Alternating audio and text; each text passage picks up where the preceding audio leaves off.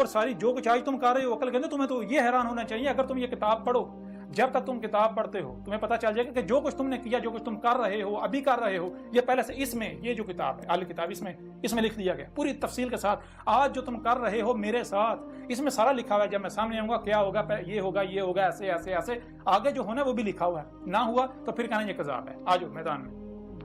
بہرحال مزید اب اگلی نشست میں بات کریں گے، اب تک کے لیے اتنا ہی کافی ہے۔ اگر آپ حق کے طلبگار ہیں تو ٹھنڈے دماغ سے سوچئے، اگر آپ میری بات سنیں گے، اگر اس دعوت کو سنیں گے، سمجھیں گے تو میرا کوئی فائدہ نہیں ہے، میرا کوئی نقصان نہیں، میں نے آپ سے کوئی اجرت نہیں طلب کی، میں آپ سے کوئی چندے نہیں مانگ رہا۔ مانیں گے آپ کا اپنا فائدہ ہے، نہیں مانیں گے آپ کا اپنا نقصان ہے، مجھے کوئی فائدہ نہیں ہے، میرا نہ کوئی فائدہ ہے، میرا نہ کوئی نقصان ہے۔ اگر میرے ساتھ دشمنی کریں گے تو مجھے الٹا فائدہ ہے، میرے ساتھ جو دشمنی کرے گا میرے ساتھ مجھے الٹا فائدہ ہے، میرے درجات بلند ہوں گے، مجھے اور کیا چاہیے۔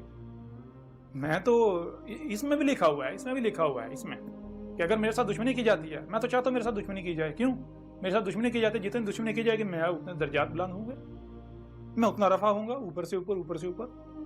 کرو، کھل کے کرو، عیاشی کرو، لیکن گالیاں دے سکتے ہو، الزامات لگا سکتے ہو، کتوں کی طرح بھونک سکتے ہو، اہل حق ثابت نہیں ہو سکتے، دلائل سے غلط ثابت نہیں کر سکتے، کوئی دنیا کی طاقت مجھے جو ہے وہ کذاب ثابت نہیں کر سکتی، میرا رد نہیں کر سکتی۔